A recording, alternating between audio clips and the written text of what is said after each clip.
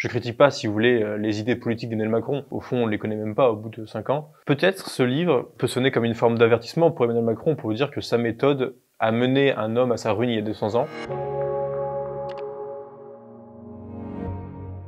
Bonjour, je suis Jean-Baptiste Galen, je suis historien, j'ai 25 ans et je viens de sortir aux éditions du Cerf L'invention du en même temps, la chute d'un ambitieux.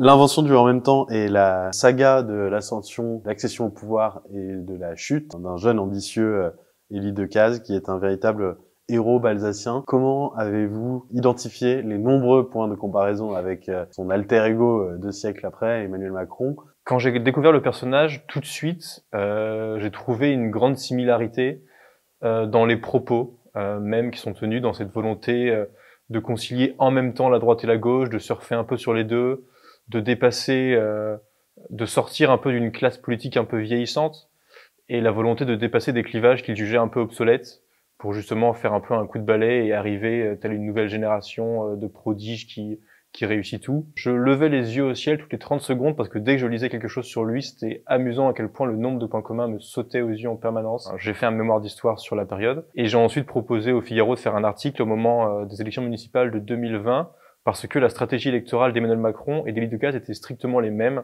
sur sur des points mais frappants. Cette volonté, par exemple, d'alterner des candidats de droite et de gauche en fonction des territoires. Dans les territoires de droite, on met des candidats de droite. Dans les territoires de gauche, on met des personnes émanant de la gauche. Ça s'avère toujours être un échec d'ailleurs. Le poids politique derrière, il est toujours faible. On se prend 2-3% à chaque fois. Et donc dans la stratégie, dans la biographie de ces deux personnages, parce qu'ils ont tous les deux 35 ans lorsqu'ils arrivent au pouvoir, enfin entre 35 et 40 ans, il y avait donc beaucoup de points communs et donc ça m'a beaucoup amusé. J'ai proposé ce livre aux éditions du Cerf et vous l'avez entre les mains aujourd'hui. Marchons entre la droite et la gauche en leur tendant la main et en nous disant que quiconque n'est pas contre nous est avec nous. Entouré des vieux clivages du vieux monde, Élie Decazes tente de mettre en marche une nouvelle offre politique. Sa démarche est originale pour l'époque. Le favori ne propose pas de troisième voie entre la droite et la gauche. Il ne propose pas non plus une nouvelle façon de penser la cité. Decazes estime pouvoir rassembler autour de lui tous les modérés des deux bords politiques. Il cherche à appliquer ce qui s'appelle alors la politique du juste milieu, que l'on pourrait appeler aujourd'hui centrisme. On ne citera pas les très nombreuses phrases qui font écho à son équivalent contemporain, mais est-ce que dans cet exercice de style d'historien et puis avec des clins d'œil à l'actualité, vous n'avez pas trouvé parfois des limites à la comparaison? Comme on dit, comparaison n'est pas raison. Il y a beaucoup de différences toutefois entre les deux personnages parce que le contexte, parce que les idées politiques dominantes, etc., etc. Je sais que l'exercice auquel je me suis plié n'est pas apprécié des universitaires parce que on n'aime pas remixer le passé pour en faire un présent qui se répète. Les limites de la comparaison, c'est une bonne question.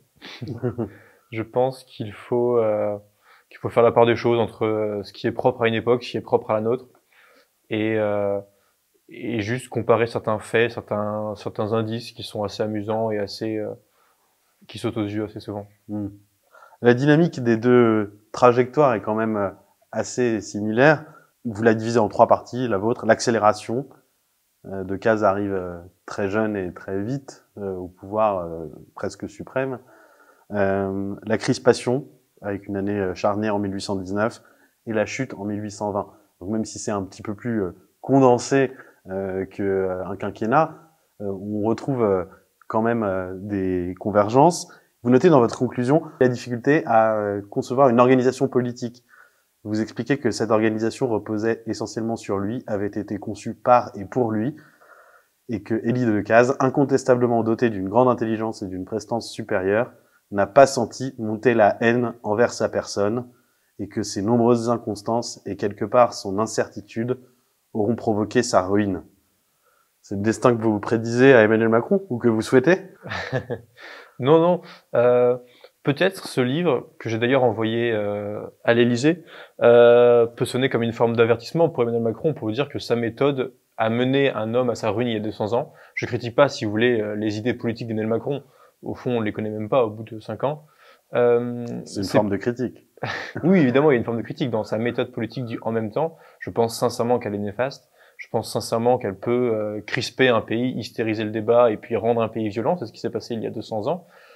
C'est ce qu'on a un peu observé avant la crise sanitaire, qu'on a un peu oublié parce que tout ça est passé un peu sous une chape de plomb, mais en 2019, le pays était à feu et à sang, et Emmanuel Macron subissait une haine inouïe de la part des Gilets jaunes, de part de tous ces mouvements qui s'ajoutaient les uns à la suite des autres.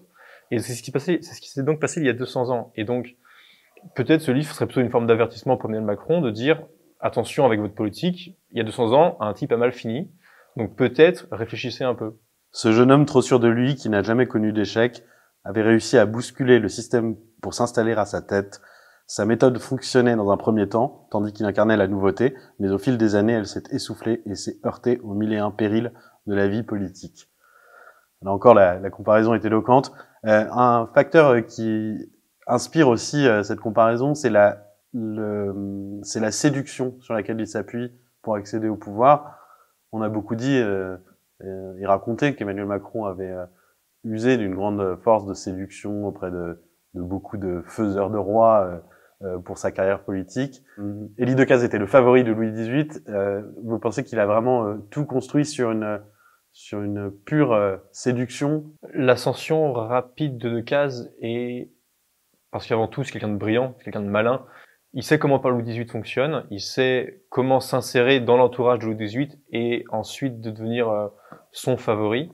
Et donc, par cette proximité avec le roi, qui, dans le régime de la Restauration, était malgré tout l'homme qui faisait la pluie et le beau temps, malgré les chambres parlementaires, la Chambre des Pairs ou la Chambre des députés, c'est lui qui l'a imposé ici. Et ensuite, Decazes, par l'emprise qu'il avait sur le roi, a réussi un peu lui-même à le manipuler et à faire la politique qu'il souhaitait. Il y avait une caricature en 1819 très amusante où Louis XVIII était représenté en bébé et Decazes en nourrice et il dirigeait le bébé un peu à sa guise.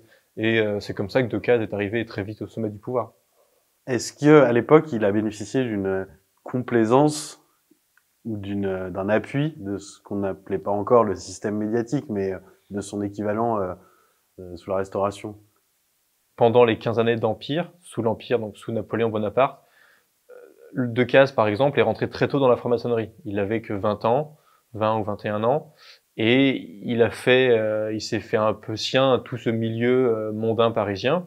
Et donc très certainement, quand il est monté socialement rapidement, il a forcément bénéficié d'un soutien, mais il n'y a pas la même idée d'un soutien médiatico-financier, puisque la presse était la presse était très indépendante à l'époque. Il n'y avait pas des gros groupes. Et chacun pouvait avoir son journal, c'était assez amusant d'ailleurs d'analyser ça. Et donc il n'a pas bénéficié d'un gros système de presse ou d'une faveur des médias. Pour le coup, ça c'est une différence qu'on peut faire entre Decazes et Macron.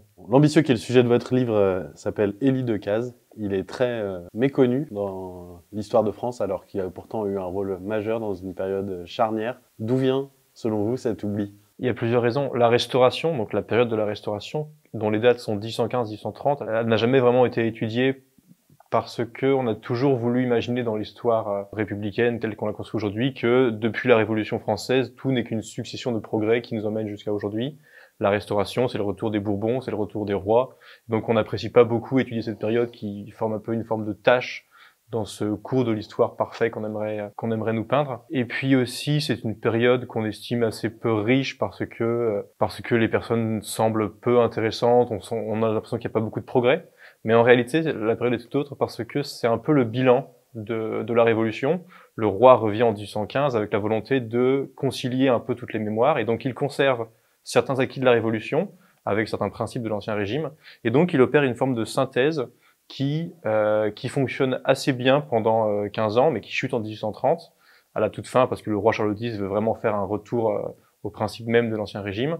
Mais cet esprit de synthèse se retrouve ensuite dans tout le 19e siècle, et quelque part, on en hérite aussi un petit peu aujourd'hui, même dans le schema public. Vous avez envoyé votre livre à Emmanuel Macron. Quelle dédicace avez-vous écrite, si ce n'est pas indiscret? Je lui ai dit, Monsieur le Président, ce livre raconte l'invention du en même temps, mais c'est à vous d'en écrire la dernière page.